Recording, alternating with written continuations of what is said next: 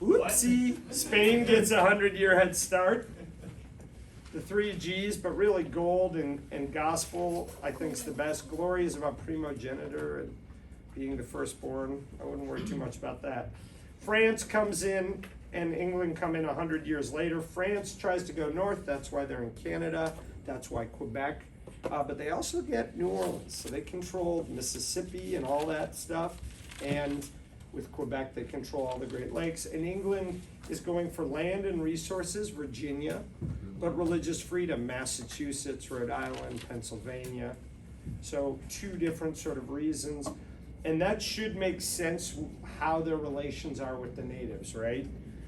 Pretty negative, really negative, except for some intermarrying. Pretty positive because it's trading. And then sort of nothing. They're not intermarrying because they come as families. They are pushing them off their land, which is negative, but they're not coming in huge numbers like Spain, who's enslaving them. They're not enslaving them. Great. And that's what the map will look like. And that's the first bit of map, right? And again, the green feels exaggerated because it's based in 2 major forts. We don't need to really hit these, I don't think. But disease. Disease is the big one. 90% of the population dies of disease. Amy, I love that you're going to write, but I don't know. I'm not going to go slow enough for major note taking. But if you just, you don't care if I keep going? Or sorry, I called you Amy, Wendy. All right, I'm going to keep blasting. All right. Columbian Exchange. All right. This is pretty important, right? It totally changes the 2 worlds. What's the biggest takeaways from it? Disease. Yes, disease kills 90% on one side, and potatoes and corn make millions live on the others. We don't have statistics. I made up this stupid thing years ago with students how to remember it. A Mexican feast, Thanksgiving, and Uncle Joe's cigars. And syphilis is just the exception to the rule. Really, most diseases went that way. But again, we can't say all diseases or they get you. Disease farm animals, that's huge. And grains go that way. All right, great. Matthew, stay alive, please. All right, the encomienda system. We got it down. We know who was against it. Bartholomew de las Casas. He made a stand against it. Clearly, it's not a great system for the natives. Terrible. Protestant Reformation. 2 factors. Martin Luther and his 95 Thesis saying, I don't believe in your Roman Catholic Church. And the Gutenberg Bible, which all of a sudden Bibles are getting printed in all sorts of languages, and people are like, oh, that's what it says. Because before they were only in Latin and they were handwritten. So that is the moment. Those 2 things together go like this to the Christian world of religion. Boom. It blows up in a big way, and it's a big split. The main split is between Catholics and Protestants. But as we discussed, Protestant is just a term that basically says you're not Catholic, but you are Christian. It's all these groups, and we made a pretty thing like this. This leads to lots of movement of people, including to the New World. You come to the New World for religious freedom, that's probably due to this.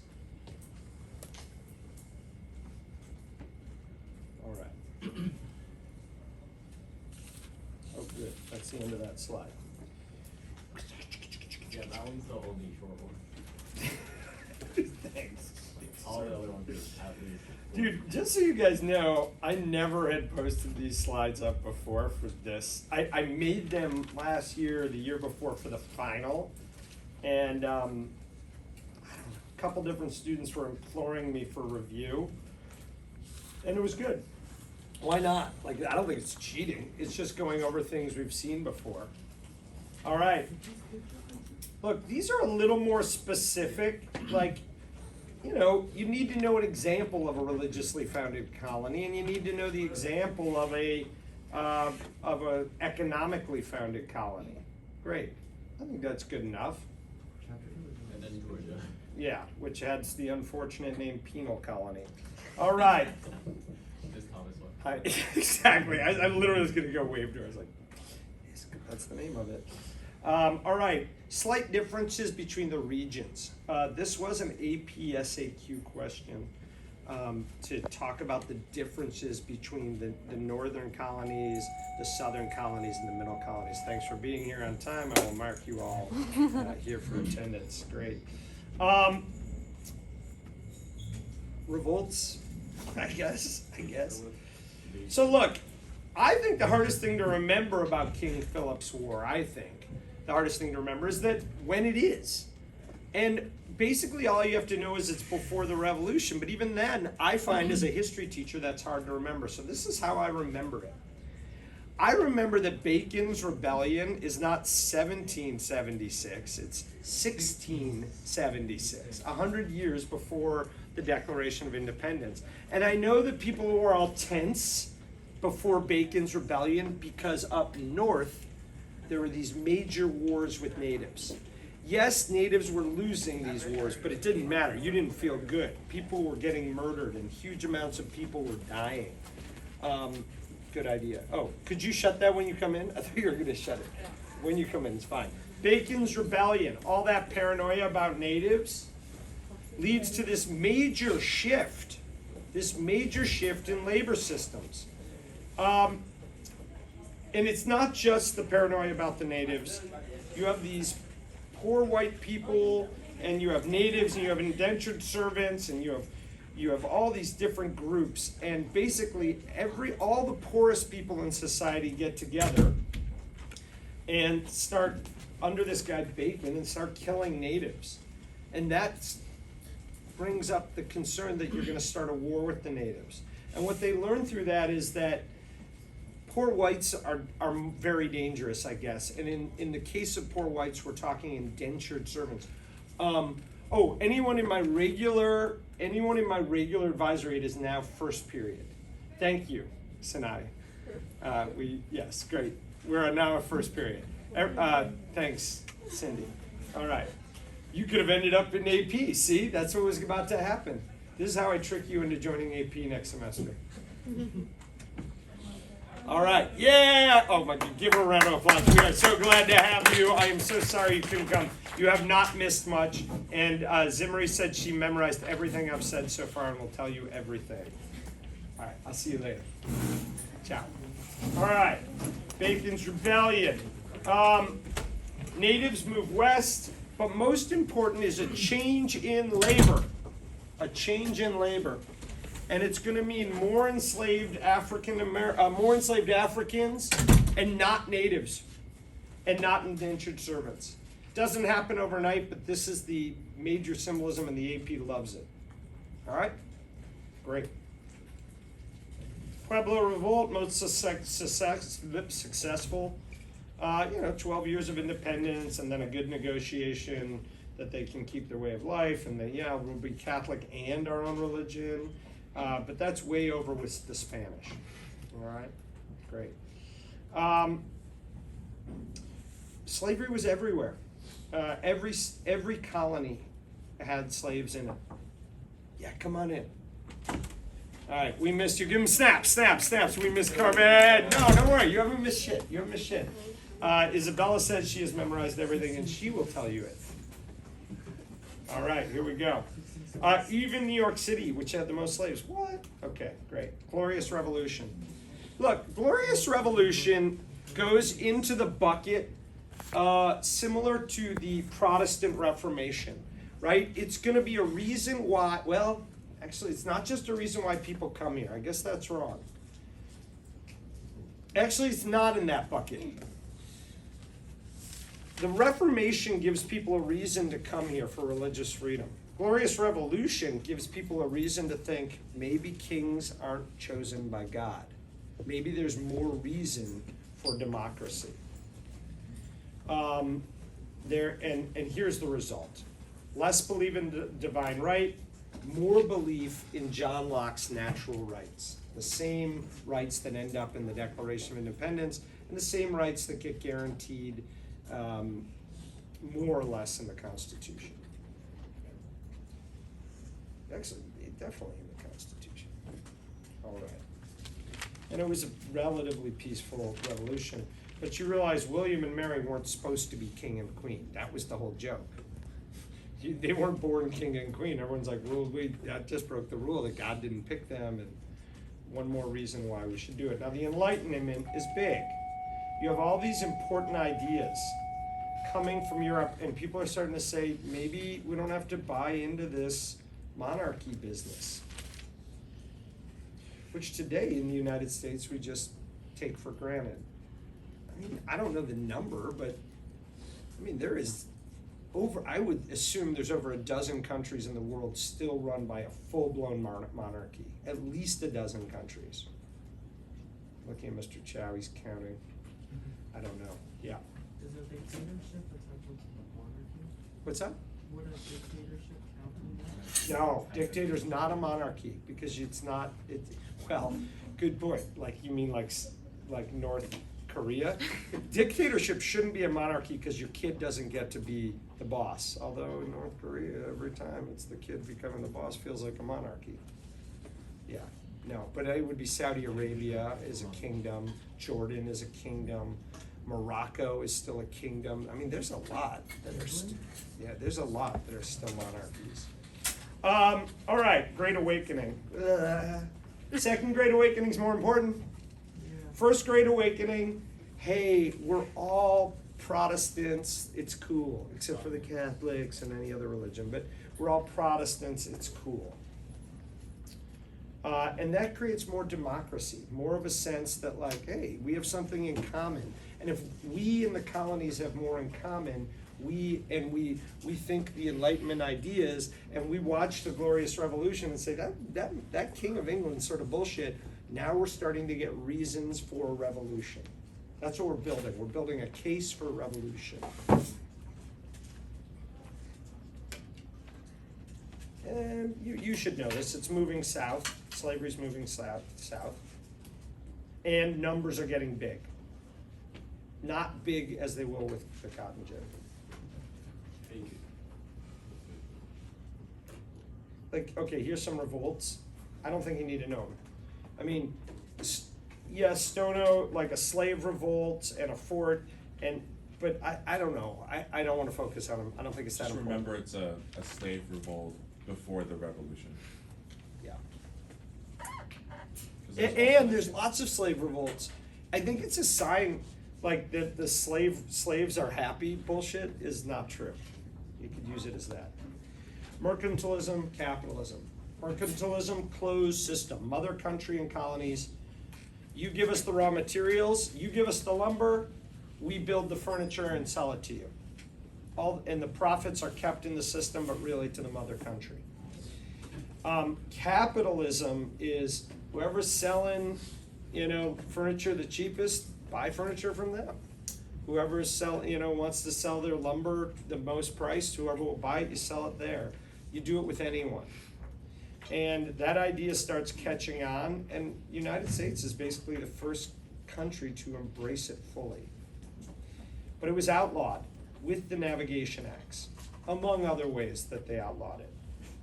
But basically only English stuff, only English boats. Part of mercantilism was triangle trade. British ships going here, British ships going there, British ships going here, British ships going there. I think this part makes the most sense to me. Yes, enslaved people are coming out and mostly landing in the Caribbean, but also coming up into the colonies. I never liked triangle trade. I don't see the triangle so well. A little bit. It's a shitty triangle. Bermuda Triangle. All right. This is basically all those things we just talked about adding up to the revolution. And more little things. Bonding by wars. There's all these little wars. Wars being fought with natives, King Philip's War. Wars being fought between the British and the French and the British and the Spanish. All these little King Jenkins War, Jenkins Ear, Queen Anne's War, and eventually the French and Indian War. And that bonds the colonists because they're like, oh my God, we got to get tough. We got to learn to fight. We have to work together. Oh, maybe that will work if we want to leave England. Everyone see how those wars, they bond the colonies together and they become good fighters. And not only good fighters without uniforms. Guerrilla warfare, which we'll use against the British. Great. I can't wait to watch this video, by the way. French and Indian War, there we go. Otherwise known as the 7 Years' War. I would not call it a war of conquest. I mean, that was a name, but I wouldn't use it. I don't call it the First World War. You're gonna confuse some history teacher. So it's the British and Iroquois against the French and a bunch of their native allies. And the British win. Wow. Yep. And the British are- One more Treaty of Paris. And by the way, we're just covering another Treaty of Paris in regular after the Spanish-American War, which you probably don't even know, will be this war that comes up, and they'll have another Treaty of Paris. You might as well just wait and you might as well just open a hotel, call it like the best treaty hotel, because there's gonna be another one in Paris, if you live in Paris. England, they are the big winners. They get all of Canada. They give Florida they get Florida and then they what is that? Gets Florida from Spain, but that only lasts for a little bit. Or is that the end of it? I don't know. They last a little bit, and then France gets. Yeah, I'm not even gonna worry about it. All right, but France is out. Now, a big question on that we've talked about before is what happens at the end of the war? What are the results of this war? It's so important, right? France is out of the old world, but what does the King of England say? He says, and the natives lose. He says, fine, you might get all colonies. We're getting all this land, but you can't go there. Why? Because you'll start another war with natives, and I just paid for this war and I'm in debt. So here's the line, don't go past it, and by the way, I'm charging extra taxes on you. Ooh, this line pisses me off. I'm a colonist. Oh, those taxes, they're so oppressive. No taxation without representation. And I own a gun because we just fought in this stupid war, and I know how to fight, and I don't wear a uniform, and I'm tough. Sounds like we got a revolution coming. Anyone want to print a little pamphlet that says why we should ignore the king? Yeah, you can do it, Mr. Paine. Thomas Paine. What are you going to call it? Common sense. Is it all making sense now? This is what I'm trying to display, and I'm trying to do it in an active way, are the dominoes falling. Like, you're getting all this, and I'm not even hitting the slides. It all is adding up. And if you can make it all add up in your head, it makes this class and the exams much easier. And maybe the key thing in the exam, mine won't be that hard, but in the biggie, is staying calm and just finding the dominoes wherever you can remember and fall them backward or forward. All right. Great. Goes to the Mississippi. And this is how it all adds up in big picture way. Yay, Treaty of Paris. All right. I don't think it's going to be. This won't bless you. It won't sizzle you on the AP exam. But note, Declaration of Independence actually is a little bit. It's not like we declare it and the war started. The war sort of started and then we declared it. Yeah, right. What does common sense say? What does it say? It says it just makes. Actually, I'm not a pro. It says it's common sense that we shouldn't live under a king. It just makes sense. Natural laws, John Locke, is that right? He reasoned that it does not make any sense that this one person is appointed to be king by some sort of divine rule when the consent of the rule should come from people, not God. Yeah, and it's a pamphlet. It's a pamphlet, and everybody starts passing it around, and it's really popular. And Thomas Paine becomes basically a household name of the colonies. Yay, Tommy. It is such a big year because it's the end of the French and Indian War. So you gotta always watch for any set of dates that either start here or include that year. Okay, here we go. Natives lose bargaining power. They try to resist Pontiac's rebellion. It doesn't work. Proclamation of the king's like, I don't want to fight natives. Taxes. Oh shit. Here we go. I think that map covers it sort of well. British control everything in green, but the colonists are only allowed to stay where it's dark green. Colonists are getting pissed. They're like, we're doing the hard work. We want the reward. Oh, and you steal our sons. Impressment. Not very impressive. Stamp Act is like the big one, and again, it's not a postage stamp. It's like, I don't even know. You guys wouldn't even notice these things, but like when you go to a gas station, when you go to the pump, there's an official seal by the state of California that says, we measured this to make sure it's all fits the right thing. It's official seals. This is officially approved. Newspapers need them, playing cards need them. It's a government approval of a product to be sold. Okay. Sugar Act, Tea Act, intolerable acts. Okay. That line is important. Sons of Liberty. Terrorist organization? Maybe. Taxation. Yeah, all right, we already saw this. Saw this one. There are a lot of people who want to stay with Britain. Don't be mistaken. There were a lot. But there's a lot of people who want to leave. Daughters of Liberty, let's make our own cloth. Sons of Liberty, let's do protests. Let's do boycotts. Let's do a Boston Tea Party. I don't know if the Boston Massacre only fits as a protest, but I don't think, I don't see how you use that one as much. Boston Tea Party really is protesting attacks. Massacre is like, there was a bunch of soldiers and it turned into a riot. People got killed. I don't wanna, it shows anger against Britain. It's the first example of sensational journalism, which is relevant later, but not now. Yeah, good point. Sensational journalism, true. But it is violence against the British, all right? And the funny thing is the British are like, all right, fine, we'll get rid of that tax. I'm gonna give you a new one. Well, you know, that's why we went. Okay, it's not just a war, it's a revolution. When does when's the revolution? I don't know, like, you know, who might argue with John Adams? He said it was, you know, before the war, and then, I don't know, Rush said it's a whole big process, the revolution. Because a revolution isn't just two sides and who wins, it's a major change. And the major change, if we're to really boil it down, is the first modern democracy since the Romans and the Greeks, or if I said it in order, it'd be the Greeks and the Romans. And major change in economics.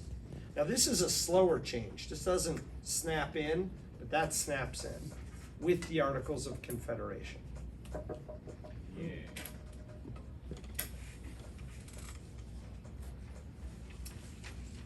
Independence and democracy. Interesting. So that's what I attributed it to. Not like independence and democracy. I knew there was something else. I thought I said capitalism, but that was wrong. Okay, Articles of Confederation have a big blue star. Because those are. Because it was the first government of the United States. It was weak. It didn't have an executive. It didn't talk about a judiciary. It took 9 states to make a law and 13 to pass a tax. Is that right? An amendment. Amendment and local tax. It was 9. Sorry, it took 9. I think it is 9 to pass a law because that's how they got the Constitution passed. But it was 13. All 13 had to pass a tax. Ryan, talk to me. Go. Oh, you thought it was 11 for a tax? It might be. I could get that. You won't need to know, but it was difficult. It's on one of the Changed next the slides. that it Constitution. says. What's that? 13 out of 13, we changed the Constitution, and 9 to pass law. Yeah, they used the 9 to get the Constitution approved, the new Constitution approved, but that's all right. There you go. Here we go. Hold I wrote without all 13, but who knows? Somebody knows. No executive. Yeah, 9 out of 13. Shit, why was I even talking about this? Okay. And why'd they make it weak? Because we just got through with the British, which was sort of run by a king. So the revolution happens. It looks like the US will lose, but they have motivation. They have home field advantage. They have guerrilla tactics. They have support from France and Spain. Motivation's huge. I think motivation's huge. We don't change our leaders. Okay.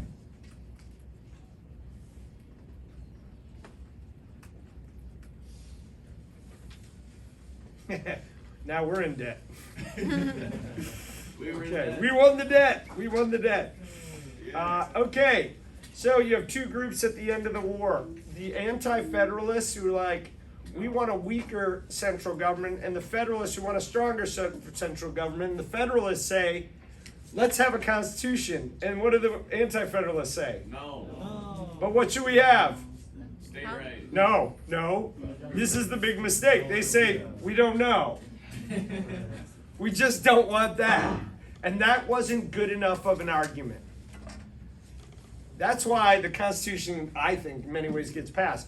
But before the Constitution can get passed, let's see what problems arise with the Articles of Confederation. Oh, a bunch of farmers shut down the government over taxes. That's not good. And a bunch of soldiers or a bunch of natives are fighting and we don't have an army. That's not good. And we don't have the Newburgh up here. And a bunch of soldiers want to get paid, and they were good if they threatened to shut down the government. That's not good. But what is good, we come up with a new way in the Northwest, just up here, of starting new states. Oh, that's cool. We come up with a process. Hey, you want to be a state? Apply like this. And it guarantees no slavery and saves land for governments and schools, and good planning ahead. Yay. Minor league yay relative to the other boos. Yeah. I'm going to pass this for now, because I think now that we go further, you're going to get this. Gradual emancipation in the North. Okay. Republican motherhood. Upper class women, you have a new job. Teach the young kids what it is, this whole system we just started. Oh. And if you're teaching, you have a role, and it's more than the role that women had before. But it is mostly upper class women. But the AP loves it, so anyway, blah, blah, blah. All right. Great compromise. Whoa, I feel like we skipped something. We Anyway, this was the discussion of representation. Yeah, Ryan? What's the difference between the land ordinance of 1785 and the Northwest ordinance? Same. Same thing. Well, I don't know. But Northwest Ordinance 1787, I don't know. I think it's probably the same. Is it the same, Clark, you think? I think so. All right, 3 branches of government. Oh, these are all the proposals in the Constitution. Senate, 2 from each state. This was called the Great Compromise. What did Virginia want? They wanted all based in population. Yeah. What did New Jersey want? They wanted Based on population. all based in by per state. Proportional representation, 2 per state. 3 branches of government, balance of power. Great. all okay. Makes sense, right? And the Greeks came up with this, but we adopted it. We took it from the Greeks. Took it from the Greeks. Took it from the Greeks. 3/5 compromise starts here. When you count population for this one, how many representatives will you have in the House of Representatives? Slaves will count for every 5 slaves, they count for 3 people. Okay, we compromise. Holy shit, we didn't realize the slave population's gonna explode in the South. That will make it so you won't ever wanna get rid of slaves, and you'll have more power. Oh shit. But no one knew it. Until it was put into effect. Until it's too late, because when you realize it's a problem, the side that's benefiting is getting more political power. It's getting very hard, but we'll end it with a war. Great. Constitution, it passes. Yay, everyone give a yay. Yay. Thank you. Bill of Rights. Now, this came in right after the Constitution. A lot of states said, we won't approve the Constitution unless you promise this. Who wrote these? John Madison. James Madison. Madison. James John Madison? Madison wrote them. Madison wrote them. Who wrote the Constitution primarily? Madison. Madison, yeah. James Madison. We had this conversation at the beginning of the year because your slide said someone else and I was like, it's. I always mix up Madison and, Oh, wait, and no. Wait, George Mason. Mason. And Madison together. Wait, what did Mason do? Introduced the Mason Bill of Rights, Madison Constitution. Close. They're too close. Okay, we're all screwed. If I fail the AP this year, I'm blaming it on you guys. All right. 10th Amendment was basically, that was the one that said everything that's not in the Constitution goes to the states or the people. And it was pretty important. It sort of is important, but the 14th Amendment's just huge. Right? We learned that. Yeah, now it makes sense why we wrote this. First Amendment is huge too. Speech, press, assembly, religion, all that stuff's in one amendment. And then they immediately. Do I need to start going faster? When's this class end? Yes. Oh, we're screwed. All right. Speed run. It's okay. Speed up. 10th Amendment. Bleep, bleep, bleep, bleep, bleep, bleep, bleep. Who controls the West? Who gives a shit? I don't know. All right. Hey, guess what we learned? The Constitution's stronger. You don't want to pay your tax on whiskey, we'll kill you. Okay, we'll pay the tax. Okay, that's good. French Revolution. Who fucking cares? Here we go. Hamilton and the thing.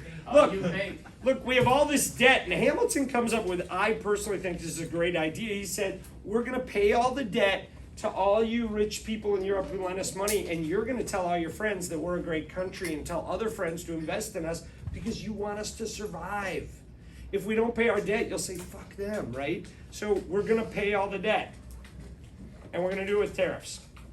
And we're going to start a bank, just like in England, and the Virginians are pissed. Ooh, this one you got to know. Federalists, Democratic Republicans.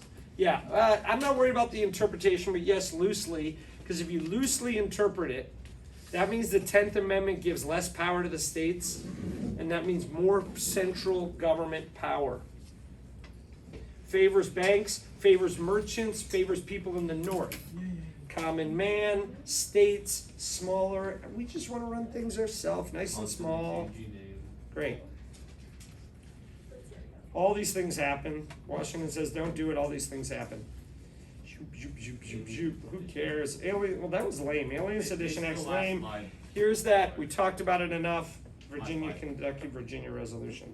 All right, we did it. We got one more and 10 minutes to go. And it's 40 slides. You got it. I got it? You got I it. think he's Jackson and the Civil War. I know. Nice. Thank you. That makes it feel.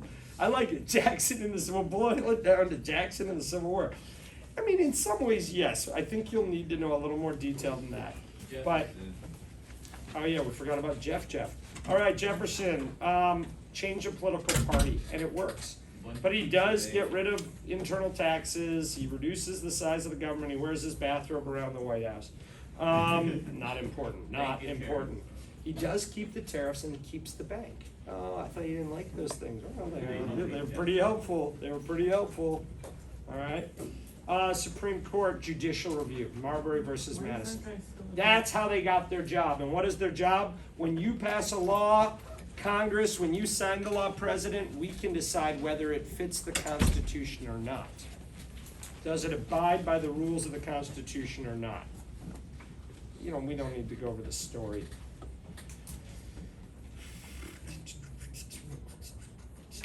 Why did Second Great Awakening come in here? We're going to talk about it again in a little bit, I think. Hopefully. I hope so, too. Yeah, jeez. Oh, shit.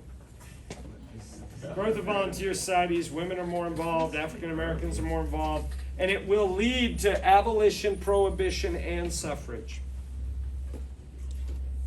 Shit. Common schools are not part of the Great Awakening, but it does happen at that same time period. Start of public schools, great, McGuffrey's Reader, we'll all read the same shit. Whigs support it. Democratic Republicans don't, because it's more money, it's more centralized, it's more all that crap. All right, under Jefferson, Louisiana Purchase, great. Go get us New Orleans. Ooh, you came back with Louisiana. We'll take the whole thing. 15 million. War of 1812. Look at that. Just the results of it. Boom. Not much. No change in land. Nothing like that. But more nationalism. We beat England again. Westward migration. More industry. And the Federalists who are against it are like, you fools, we beat them, we proved it, and you're out, and we have the era of good feelings. Monroe Doctrine, not important now. More important actually next semester, strangely enough, because when it was written, it wasn't so important. But to this day, I cannot think of when European powers get really involved in North or South America. So it's been one of our major foreign policies since 1823, really since 1890. Don't give me the exception, the Falkland Islands, fine. No, I was gonna say the Russians influencing That's Asian. Well, no, they were, so look, Spain is still there in 1823. Russia's up in Alaska still. But this is, we want to start a policy of getting them out of there. And it happens. You're right. It takes a while. What about French Guiana?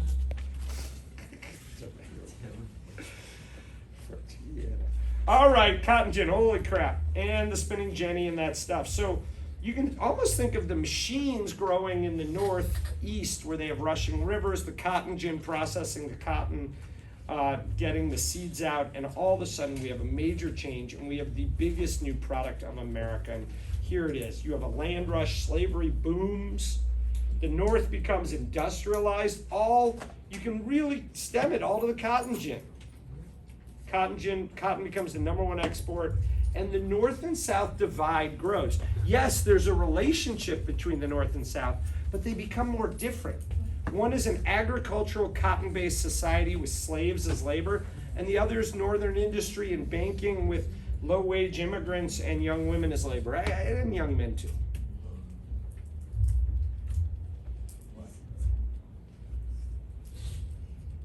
Lowell Mills, rise of corporations, you all got to get your money together because they're so freaking big.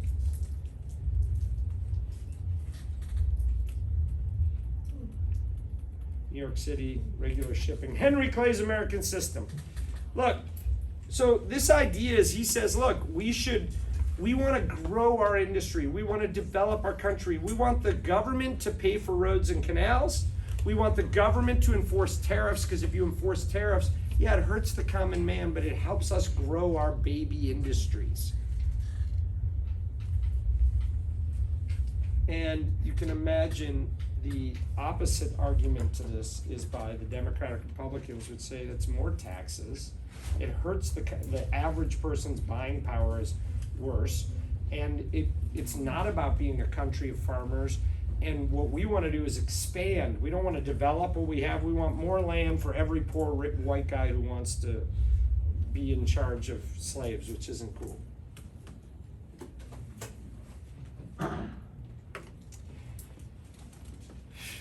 Those who wanted to go over the court cases, more or less sorry, but generally the courts under Marshall are increasing federal power.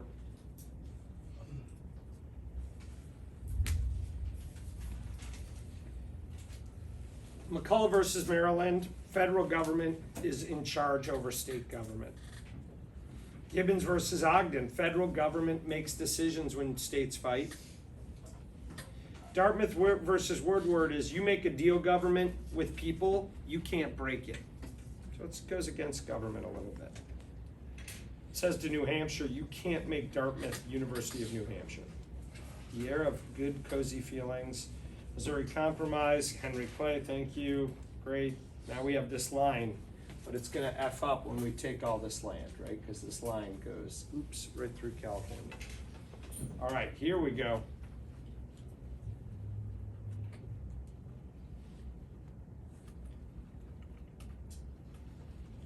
Now you saw this way before we even got here. When it says era of good feelings, these are all the Democratic, Republican, like, there's no Federalists, so it should almost be like Federalists disappear. But they come back. It should be like an arrow going around. Yeah, it should almost be like the arrow goes dotted here till it shows up here again. Does it make sense? Now it should make more sense than when I first showed it to you. Now you're like, oh, now I see it. And it's all about stronger central government versus state power, common man, and slaves. Now I can put a region to this easy. The common man is more prevalent in the South and the West. In the North, it's banking and industry, so that's Northeast or North, if you want to eventually include Chicago. And this isn't anti-slavery, but this is pro-slavery. Yeah. Why do Democrats went to Republicans? Well, they just changed their name. They go from being called the Democratic Republicans to Democrats. I don't know why. Everyone cool? Cool as you can be for a tricky chart. Okay. There he is, King Jackson. There's the 3 things you need to know. Nullification crisis. Jackson says, federal government over state interests. The crisis was over tariffs, but everybody knew it was a test of the issue of slavery. Indian removal. He says he ignores the Supreme Court. Only time ever been done. Don't really love Trump. And he destroys the bank. Most of the negative results of his things fall on who? Lucky Martin Van Buren, that's right. He is a Westerner, first Westerner. He vetoes more bills than everyone else. He's holding a veto. He destroys the bank. He ignores the Supreme Court. He hires all his friends. I mean, he reminds me more of Trump than anyone else. Except all his friends ended up hating him, Trump. I think his friends liked him. All right. Jackson is for a Jackson. That's what he's for. That's what it seems like. And maybe the common man. Maybe the common man. Maybe. Only if the common man helps him. Only if the common man elects him again. I don't know. I don't know enough to say about this. Western expansion. The Whigs oppose it. The group on the central government group want to develop the country. They don't want to expand. Democrats expand for all these reasons. They both have railroads in them. Polk is the guy who's like, I want Texas, but Tyler gets it. Tyler gets it first. He gets Texas to join. Texas was a country. I think we've said that enough. Mexican-American War. Every time we get these new states, this new land, we reignite this battle about slavery, and it gets us more tension. I think tension is a great word to discuss. The difference between first wave and second wave immigrants. Remember that? Oh wait, we haven't gotten to the second wave yet, have we? Oh, you don't remember that. We haven't talked about it. But first wave, you gotta know. I think hopefully there's a slide. Here we go. The Chinese were by far the smallest in number, but because we live in California and I put it first, all AP kids in my class always talk about the Chinese immigrants. It's fine, but the numbers are much smaller. Irish are big numbers. German, pretty big numbers.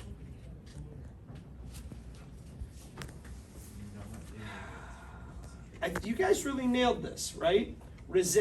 Major resentment, racism, not allowed to immigrate, like rules against them. More social resentment, but a rise of a political party against them. Germans spread out, were farmers, they were accepted. Mexican were mostly in the Southwest. And why did they come? All these different reasons. Was there a question that I really should answer? I'm gonna keep going.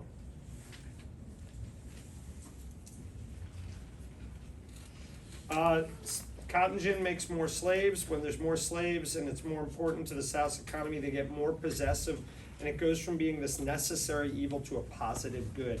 In fact, our slaves live a better life than your factory workers or the factory workers in England. Defensive. Runaway slaves, slave revolts, northern leaders who were black against slaves, northern leaders who were white against slaves, newspapers. Frederick Douglass is a great one because you can put him in multiple categories. The Underground Railroad. I mean, this comes, this is so, like, this will be very important when we get to women getting the right to vote. I guess right now it's just the first step. There's your name item. All these things leading to which political event was the most important turning point toward the Civil War? Well, they all were, whichever one you know the most about was. But there isn't an essay on this question. I mean, there isn't an essay on this test, so you're not gonna have to quite, maybe an SAQ would ask a question like that. I guess it could. Dred Scott's the hardest, but I'm not worried about it. Kansas, I mean, right, here we have violence. Here we have breaking the Compromise of 1820, so that's a new negotiation. Here we have well, it's gonna be Lincoln getting elected is a biggie. And here we have a Supreme Court decision that says all that stuff's not gonna count, and it's not good. Ooh, this is sort of big. Look, these are all differences between the North and the South. But now we're getting into stuff that we just studied. So we know. So you're gonna pretty much know it, I think. Not blast. You know, they had a kind of plan, 2 first parts worked, but splitting the South in half on the Mississippi took too long, and they never really got to Virginia till the end of the war. And then they decided to switch to total war, this era of total war. Sherman's march across the South. You gotta know these amendments, you gotta know these amendments. And Jim Crow era starts, all these things get ignored, and I think we're good. I think we are good.